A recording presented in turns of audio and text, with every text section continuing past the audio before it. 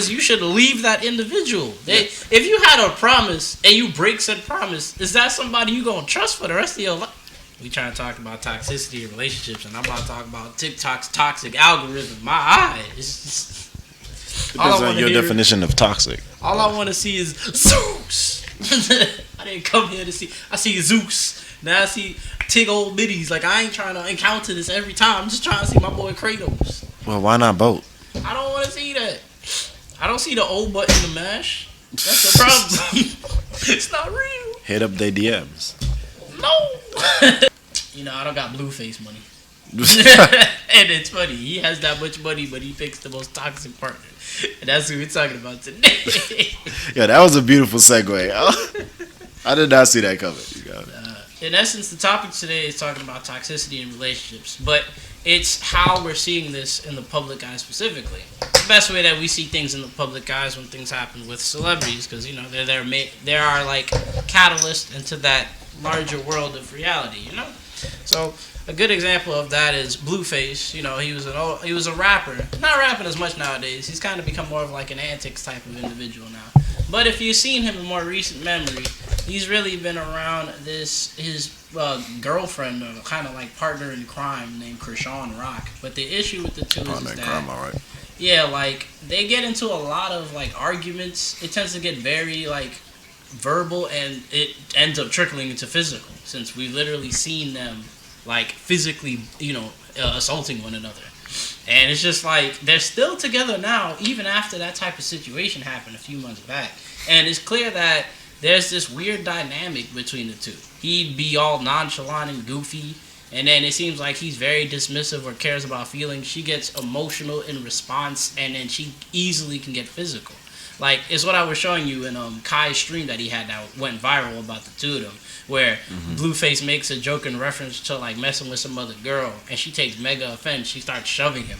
And the way she looks at him, like he's trying to save himself, but he barely even speaking. He's just so accustomed to this happening. It is what it is to him. But I'm like, how you living like this? It's clear there's some mental illness there, like some very, very obsessive disorder that was happening. It's just sad though, because like there's some clear red flags in a relationship that should just be like, okay, this has to be the end of the relationship. Yeah. And I think boxing and brawling and getting arrested is one of those like clear signs that this isn't gonna work out. You should never ever end up putting hands in your partner. It shouldn't happen, right. Regardless of what part of the spectrum you on. Like, putting hands on your person makes no sense to me. Besides, like, play fighting, something, you know it's not serious. But no, they were seriously putting the beats on each other. Like, there's images of him having a black eye. I think images of her being injured as well. So it's gotten to this extent. And it's like, when you see this in the media, especially when a relationship is public like that, these are the types of things that can definitely escalate. And that's what my concern is. Because they'll say that, oh, we're not fighting no more. And I'm just like, who the hell about to believe the two of y'all? Yeah, that's the thing. Then it's like, is it okay to now just continue in the relationship? Because that's the problem with all of this, right? Oh, yeah, you try to get me, huh? Nah, fam, I ain't had nothing. Too fair. Damn, yep, I would have lost. I had a jacket of 3. Yeah, put it so they can see it.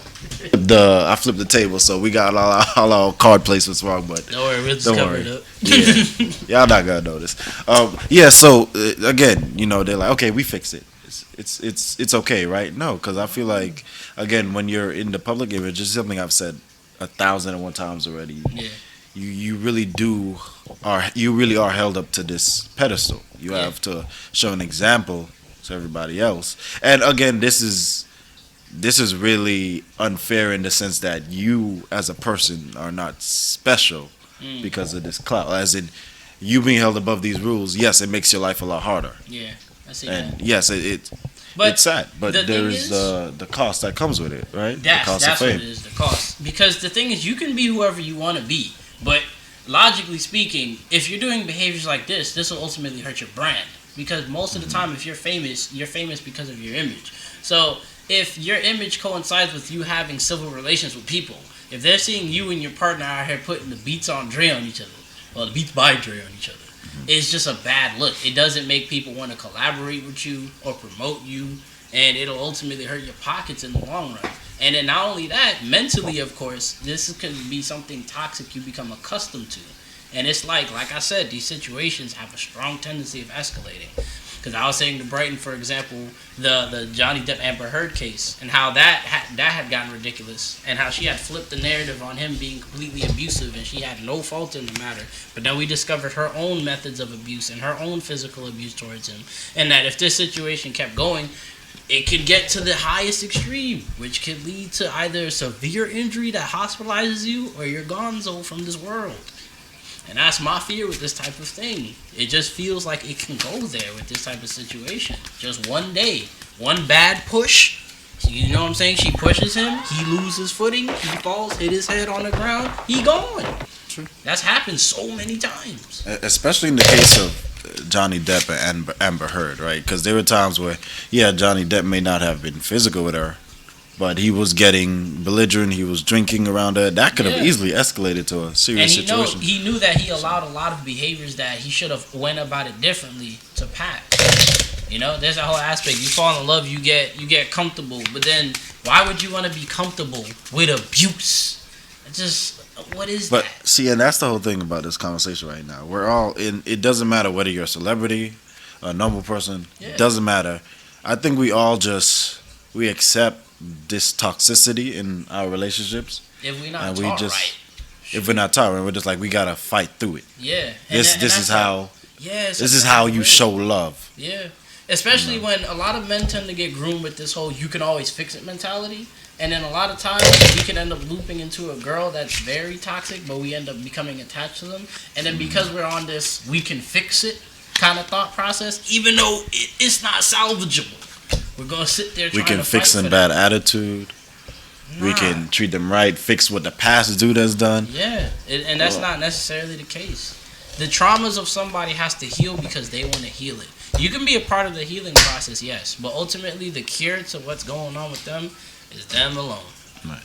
But again, what's being shown isn't exactly what these celebrity couples are doing to fix it. What's being shown is just the fallout, which I guess it makes sense because, again, every news outlet wants to show exactly what's tantalizing to the people. That is true. So then that's what you're going to see. You're not going to see, okay, they went to therapy, they did this. You're just see, they box and ball and they're still together. Yay. Look at that. Another toxic relationship survives. Dang it, Jaquan. Why do you keep doing it? I don't even know. I don't know if you're bluffing. You son of a... you bluffed me out.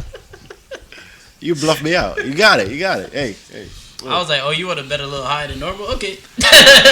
You bluffed me out. Wow. I had to pull an Isaac special. I haven't done a good bluff myself in a while. 2 black chips. But damn. All right. See? What you had? Ooh. Yep. Jack and 8, y'all. Jack and 8. See, I like how I had a 2-pair the first game. You would have had one the second. 2. So, again, this is what people are glorifying. This is the story they're telling. And I guess that's what people are seeing as, okay, this is how relationships should be. And it shouldn't. My worry is what I was saying before. The demographic around Blueface, for example, is a lot of younger kids, but a lot of people have aged out past him because he was a part of that SoundCloud era. So most of those guys are being abandoned. They're really only being watched because of their antics. But realistically, of course, if any of those people are young and they see their relationship, they think, oh, I'm going to be like my favorite rapper or whatever and follow this. This is not the way to follow. Abusing your own partner, it just makes no sense. Bye. And then the issue is the other side of the spectrum. Those social couples, those popular couples that try to show the perfect relationship, where deep down their life is nowhere like it it's all at all. Well, we have a good example of a man who portrays a facade. Man who has recently been in news. Yes. Self-proclaimed relationship guru. Yo, I hate that term, relationship guru. Derrick Jaxn, as everybody likes to talk. Too bad we don't got Rudy to proclaim it, but that's one of his favorite little quotes, side action Jack. Yep. Shoot. Well, we didn't get to make a video because this was before our time, right? But we definitely have been following this since it happened because of how funny the case was. The irony in it all is beautiful. Basically, Derrick was a guy who blew up on social media platforms. He was heavily pandering to women. And I'm not saying broke guys are just horrible, but dating a broke man can be a hazard. One of three reasons. Stands he's not a provider, right? So if you dating somebody who's not a provider and you want a provider, you're always going to feel out of place in your femininity. Now, the second reason why dating a broke man can be hazardous is because if he's okay with being broke, more than likely he is dependent. And I consider this a guy who's looking for a surrogate mommy out of his relationship partner. A lot of times we think about the surrogate mommy and talking about how guys should treat their women and whatnot. But the issue per se was he didn't live the words that he spoke on a daily. He was quite the opposite, really. And it's not even that. The way his wife defended the marriage, because people was coming at him talking about, oh, you preaching all of this and then you go and do this, who's to say your marriage is even what you say it is? And then his wife fought tooth and nail to defend him. We all remember the bonnet. If you heard anything about Derrick Jaxn, you know the bonnet, the helmet of salvation that she was preaching.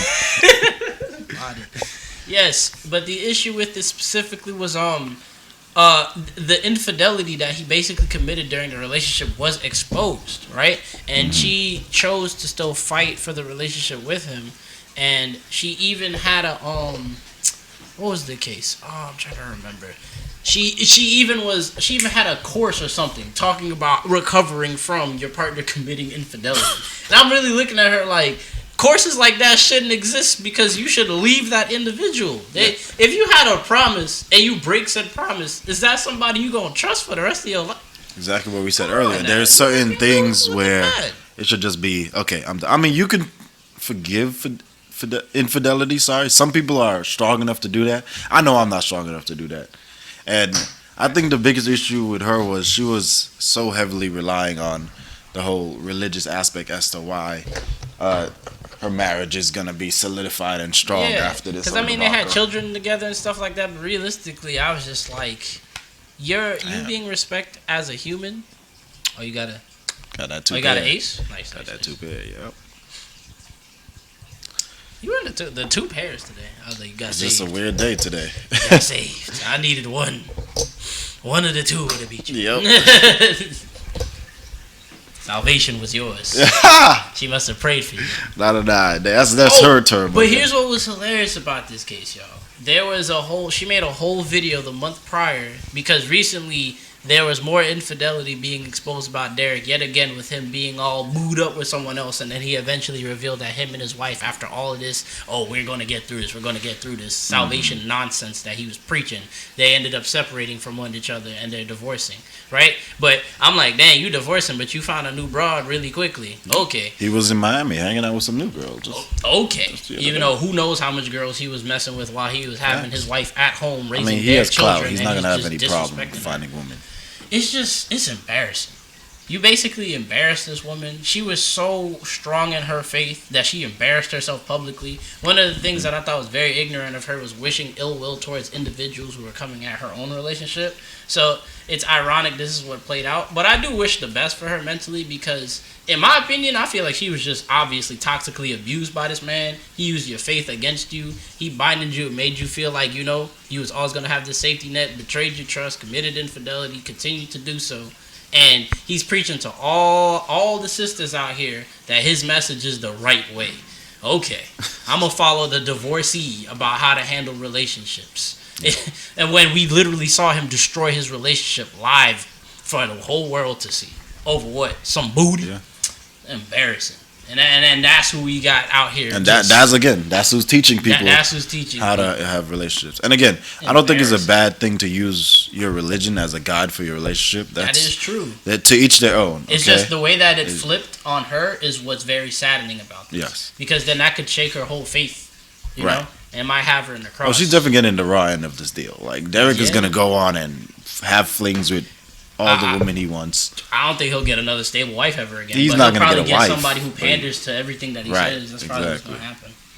I mean, does he even want a wife? That's his own personal thing. The point is, These are the people that's He really enjoys his side action. the face of relationships these days. I don't really think that's the best thing, obviously. They better remove the word guru from his name. And Right. his books better burn because they full of nonsense and hypocrisy. Man's a liar. And we're no gurus either. But I think the whole point of this video is just No. when there's just like obvious red flags in a relationship, please do not just pass them by. Please acknowledge them and be like, we either gotta fix this, and just don't be like, all right, we're not gonna box into each other no more. And I know Like, that find some solution, therapy, or separate. there's that. And I know that aspect as to how do we discern what a red flag is. You can very easily figure out what it means to be treated proper in terms of respect, self-respect, and setting your boundaries in your relationship. If you condone open relationships, that's on you.